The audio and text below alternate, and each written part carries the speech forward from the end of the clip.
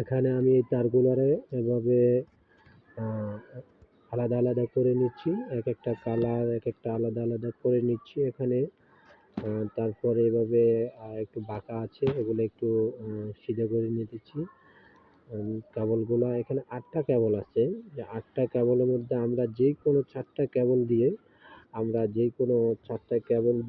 আমরা একটা router use করতে পারবো, এবং এই 8টা কেবল থেকে আমরা আরো একটা